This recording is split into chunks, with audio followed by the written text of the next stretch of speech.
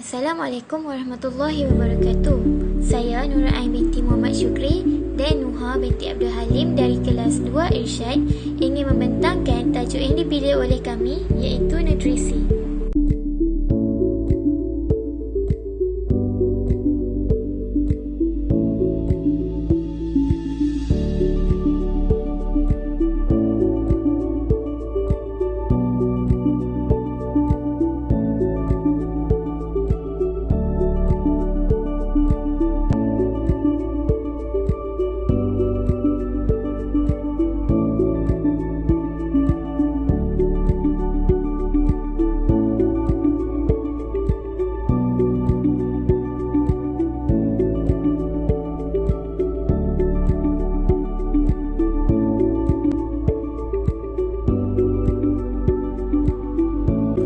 Terdapat 7 kelas utama makanan iaitu karbohidrat, protein, lemak, vitamin, mineral, pelawas dan air.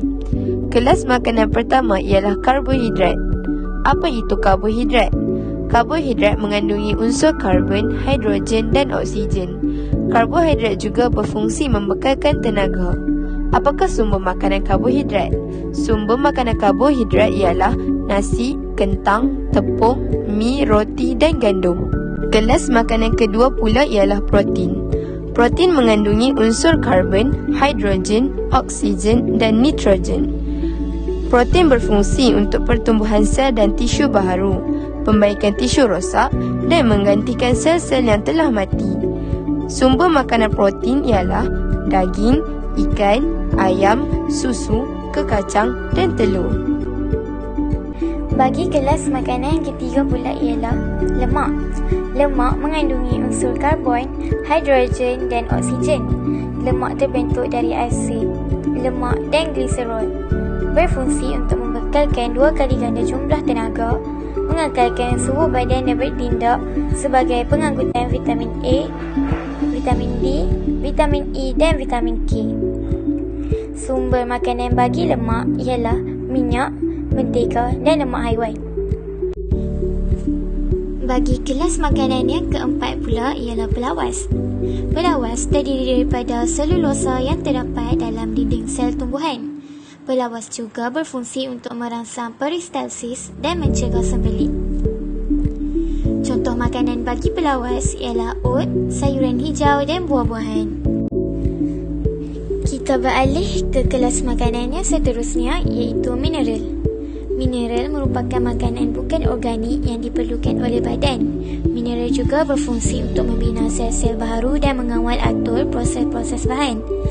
Sumber makanan bagi mineral ialah susu, daging, sayur-sayuran, buah-buahan, udang dan ikan bilis.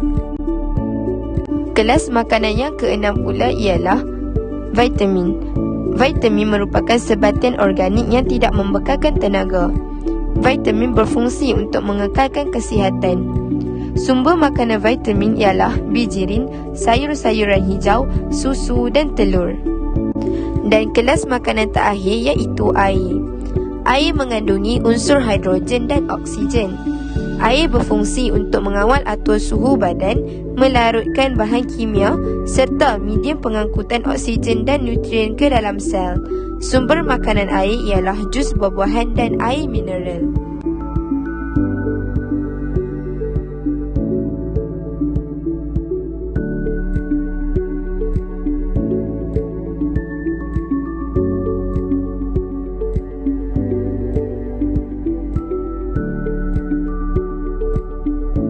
Seterusnya, saya akan menerangkan tentang sumber vitamin, kepentingan dan kesan kekurangan. Vitamin boleh dikelaskan sebagai vitamin larut air iaitu vitamin B dan C. Vitamin larut lemak pula ialah vitamin A, D, E dan K. Pertama bagi vitamin ialah vitamin A. Sumber bagi vitamin A ialah lobak merah, kuning telur dan minyak ikan. Apakah kepentingan vitamin A?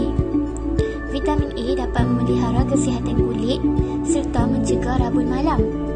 Dan apabila kita kekurangan vitamin A, kita berkemungkinan akan mendapat rabun malam dan penyakit kulit.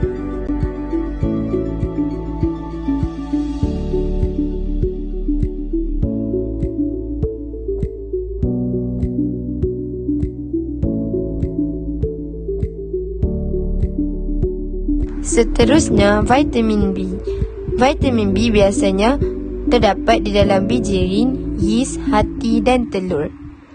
Apakah kepentingan vitamin B? Vitamin B memelihara sistem saraf dan pembentukan sel darah merah.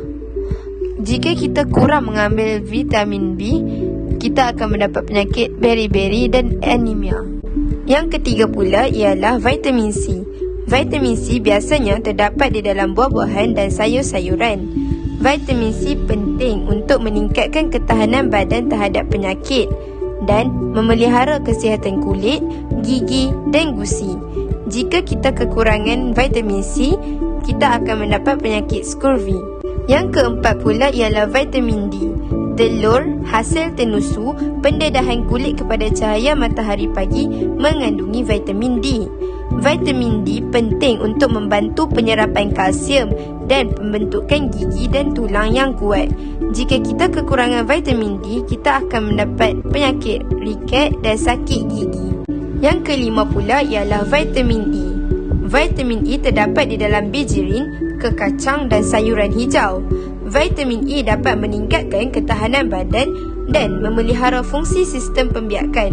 Kemandulan boleh terjadi jika kita kurang mengambil vitamin E. Dan yang terakhir ialah vitamin K. Vitamin K diperlukan untuk pembekuan darah. Jika kita kurang mengambil vitamin K, darah kita akan lambat membeku. Maka, kita perlulah makan sajian yang mengandungi vitamin K seperti hati, susu, telur dan sayuran hijau. Baik, seterusnya ialah sumber mineral, kepentingan dan kesan kekurangan. Sumber mineral bagi kalsium ialah ikan bilis, susu, keju, yogurt dan sayuran hijau.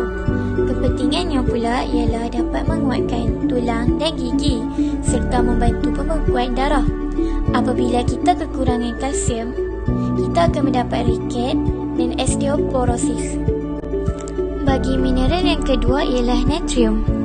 Sumber natrium ialah garam, keju dan daging. Kepentingannya pula ialah dapat memelihara sistem saraf dan mengekalkan keseimbangan berdalir badan. Kita akan kekejangan otot apabila kurang mengambil mineral natrium. Bagi mineral yang ketiga pula ialah besi. Sumber makanan bagi besi ialah hati, daging dan sayuran hijau. Apakah kepentingan mineral besi? Kepentingannya dapat membentuk hemoglobin dalam darah. Dan apabila kekurangannya, kita akan mendapat anemia. Mineral yang seterusnya ialah iodin. Sumber bagi iodin ialah makanan laut. Apakah kepentingannya? Kepentingannya ialah mensintesis hormon dalam kelenjar tiroid. Dan kesan kekurangannya ialah goiter. Fosforus ialah mineral yang kelima. Sumber makanan bagi fosforus ialah keju, telur, susu dan sayur-sayuran. Kepentingannya dapat menguatkan tulang dan gigi, malah dapat membentuk asid nukleat dalam DNA dan RNA. Apabila kita kekurangan fosforus, kita akan mendapat riket dan gigi menjadi rapuh. Bagi mineral yang terakhir ialah kalium. Sumber makanan bagi kalium ialah ikan, buah-buahan dan kacang. Kepentingannya dapat memelihara fungsi sistem saraf dan otot. Dan apabila kita kurang mengambilnya, kemungkinan kita akan lumpuh dan kekejangan otot.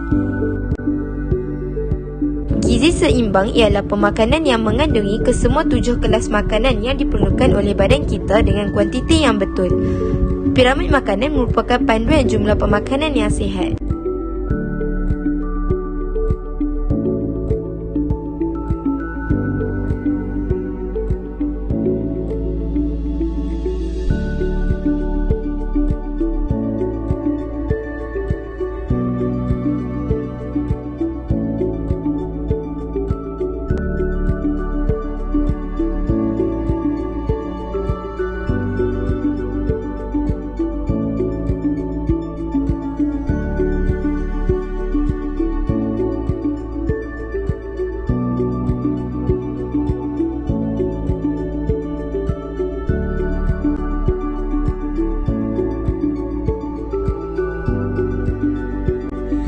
Faktor-faktor yang mempengaruhi keperluan kalori ialah saiz badan, iklim, jantina, umur, aktiviti fizikal atau pekerjaan dan akhir sekali ialah keadaan kesihatan. Saiz badan ialah orang yang berbadan besar perlu makan lebih banyak berbanding orang yang berbadan kecil kerana mereka perlu lebih banyak tenaga. Bagi iklim pula ialah orang yang tinggal di negara beriklim sejuk memerlukan lebih banyak tenaga untuk memanaskan badan berbanding orang yang tinggal di negara beriklim panas. Jantina pula ialah lelaki memerlukan lebih banyak tenaga berbanding perempuan. Umur pula ialah kanak-kanak memerlukan tenaga yang lebih banyak untuk tumbesaran. Bagi aktiviti fizikal atau pekerjaan pula ialah seseorang yang aktif dan melakukan pekerjaan yang berat memerlukan lebih banyak tenaga. Dan akhir sekali ialah keadaan kesihatan. Orang sakit memerlukan tenaga yang lebih untuk sembuh. Nilai kalori makanan. Nilai kalori merujuk kepada jumlah tenaga yang dibebaskan apabila 1 gram makanan dibakar dalam badan. Karbohidrat, protein dan lemak merupakan kelas asas makanan dan menghasilkan kuantiti tenaga yang berbeza apabila dibakar.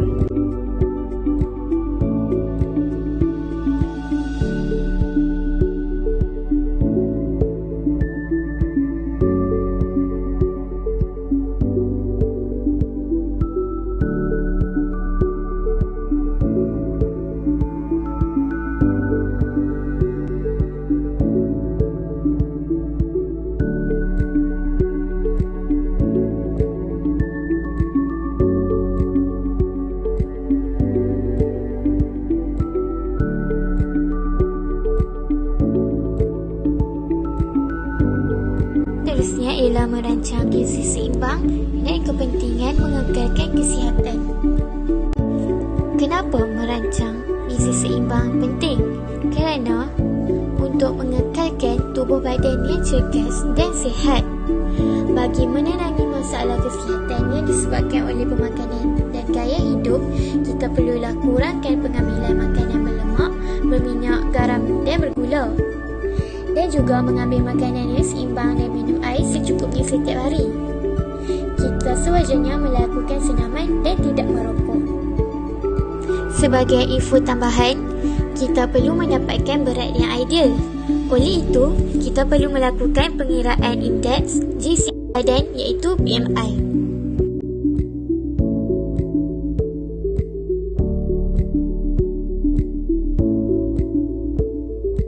Seterusnya, struktur sistem pencernaan manusia.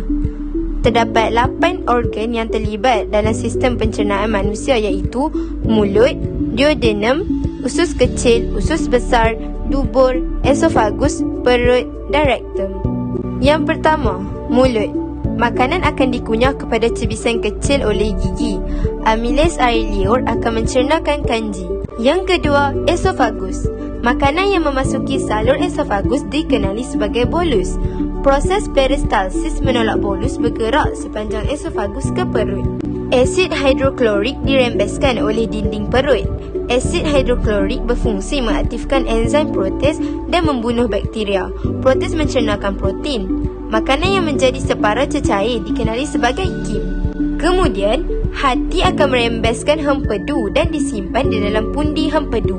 Pankreas akan menghasilkan jus pankreas yang mengandungi enzim amilase, lipase dan protease yang bertindak mencernakan kanji, lemak dan protein. Seterusnya, usus kecil. Usus kecil akan menghasilkan jus usus yang mengandungi enzim maltase dan protease. Usus kecil juga berperanan untuk mencernakan maltosa dan dipeptida. Usus besar pula berfungsi menyerap semula air dan mineral. Tinja akan disimpan sementara di dalam rektum sebelum disingkirkan melalui dubur. Sekarang saya akan menerangkan aliran makanan dalam salur pencernaan. Aliran makanan bermula daripada mulut, esofagus, perut, duodenum, usus kecil, usus besar, rektum dan dubur. Berikut merupakan organ yang bertindak balas pada enzim.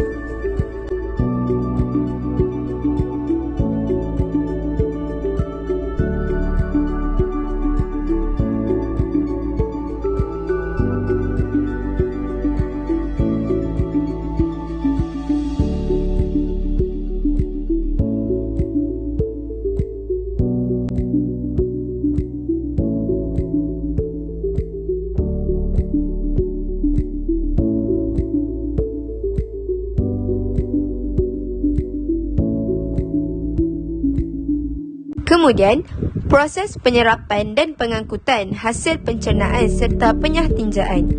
Dinding usus kecil dipenuhi dengan berjuta-juta unjuran halus dikenali sebagai vilus. Vilus meningkatkan luas permukaan untuk proses penyerapan makanan tercerna. Ciri penyesuaian yang ada pada usus kecil bagi meningkatkan kadar penyerapan makanan tercerna ialah: yang pertama, usus kecil panjang dan berlipat-lipat untuk menambahkan luas permukaan. Yang kedua, dinding vilus sangat nipis iaitu setebal satu sel memudahkan proses penyerapan. Dan yang ketiga, bilangan vilus sepanjang salur pencernaan yang banyak menyebabkan penyerapan makanan berlaku dengan cepat.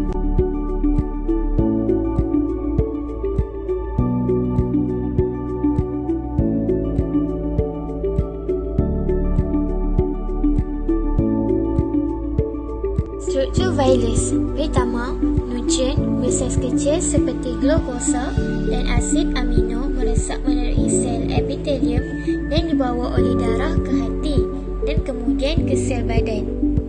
Yang kedua pula ialah asid lemak dan gliserol menembusi sel epitelium dan diserap ke dalam laktil, kemudian diangkut ke sistem limfa dan kembali semula ke sistem peredaran darah untuk diangkut ke sel badan.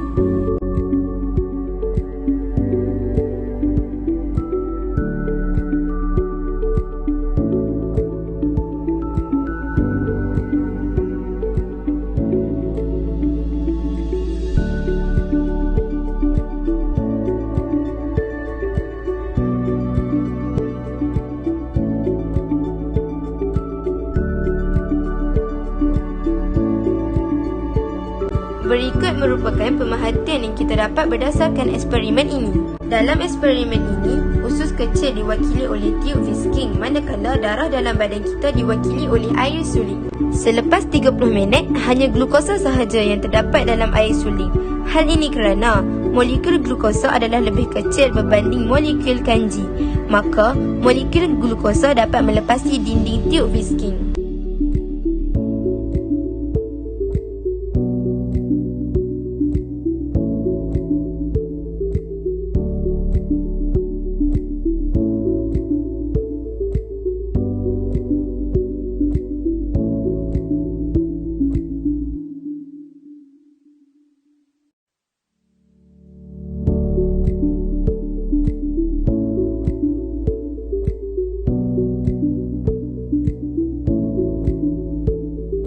Sekali ialah proses pengangkutan hasil pencernaan. Makanan tercerna yang diserap ke dalam vilus perlu diagihkan ke sel-sel badan. Pengagihan hasil akhir pencernaan untuk kegunaan sel-sel badan dikenali sebagai proses asimilasi. Hasil akhir pencernaan yang pertama ialah glukosa. Glukosa menghasilkan tenaga dalam proses respirasi. Yang kedua ialah asid amino. Asid amino membantu pembentukan komponen sel-sel. Dan terakhir ialah asid lemak dan gliserol. Bergabung membentuk lemak yang berfungsi melindungi organ dalaman dan menjadi penempat haba. Sistem badan yang terlibat ialah sistem pencernaan yang memecahkan molekul makanan yang kompleks kepada yang ringkas untuk diserap ke dalam vilus. Yang kedua, sistem peredaran darah mengangkut molekul ringkas ke sel-sel badan. Dan akhir sekali, asimilasi, agihan hasil akhir untuk pembentukan sel-sel baharu, respirasi dan pengawalan suhu badan. Dan yang terakhir, penyahtinjaan. Makanan yang tidak dicerna dan yang tidak diserap ke dalam usus kecil akan bergerak ke usus besar menjadi sisa pepejal yang disebut sebagai tinja. Air dan garam mineral akan diserap semula ke dalam aliran darah semasa makanan tidak tercerna bergerak sepanjang usus besar. Tinja juga akan disimpan sementara dalam rektum sebelum disingkirkan melalui dubur. Penyahtinjaan ialah proses penyingkiran tinja daripada badan. Sekian sahaja daripada kami. Terima kasih.